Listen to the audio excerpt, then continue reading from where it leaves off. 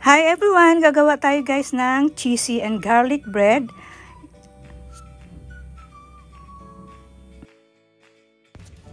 Meron tayo guys dito 1½ bread flour. 160 ml fresh milk. Ito na guys yung parsley na may mga kasamang ingredients. Ilagay ko na. 4 grams of active yeast. 1 tablespoon of melted butter. 1 teaspoon of white sugar. 1 teaspoon of salt. 1½ cup of bread flour. Nasabi ko na to guys. Dito na tayo guys mag-mix sa measuring cup. Yung milk guys pala, lukewarm siya. Sugar unahin natin. Then yung yeast. I-set aside na natin guys to, papa-bloom natin or ipapa-alasan natin siya. Kung instant yeast guys ang gagamitin niyo, hindi na kailangan i-bloom. Start na tayo guys. Ito guys, umalsa na siya oh. Halo na natin sa ating dry ingredients.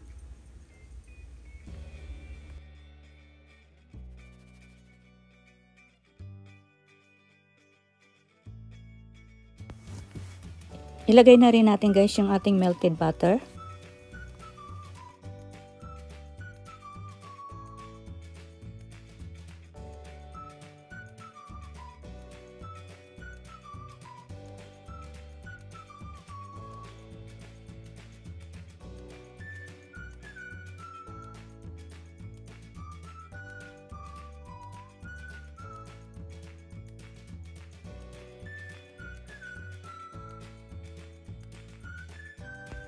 Yung parsley pala guys na ginawa natin, hahatiin lang natin paghalo kasi yung kalahati gagamitin natin mamaya.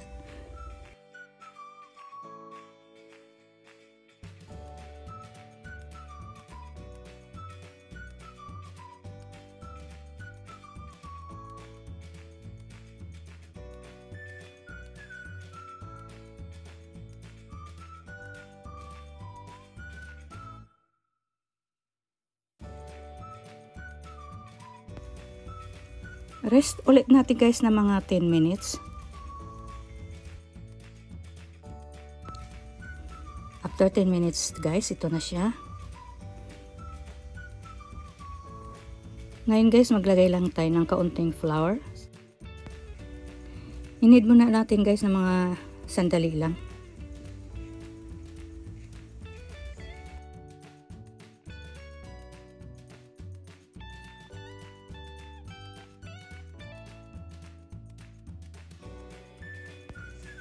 Then, i-flatten na natin siya guys.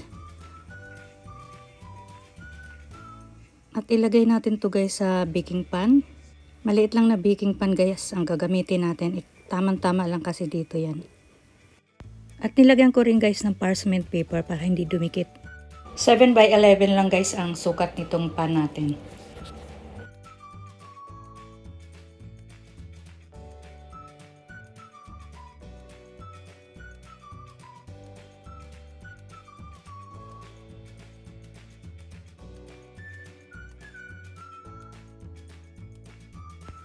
Then, i-slice muna natin siya. Nasa sa inyo guys kung gaano kalalaki ang slice nyo.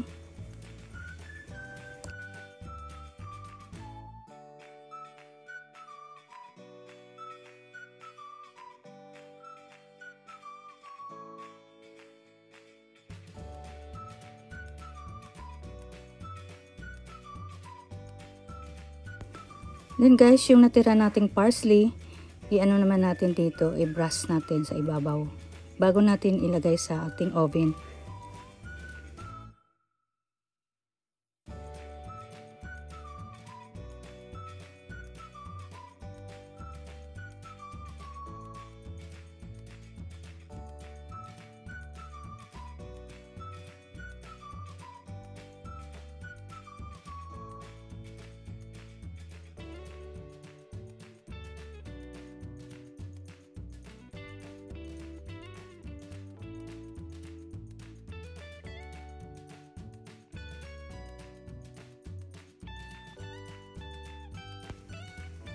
I-bake lang natin guys ito ng mga 350 Fahrenheit for 12 minutes.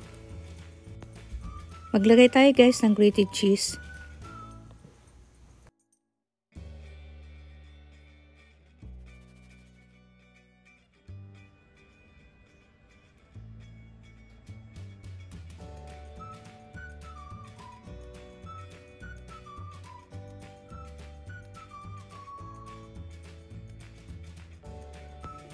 After 12 minutes guys, luto na. Inalis na natin sa ating oven.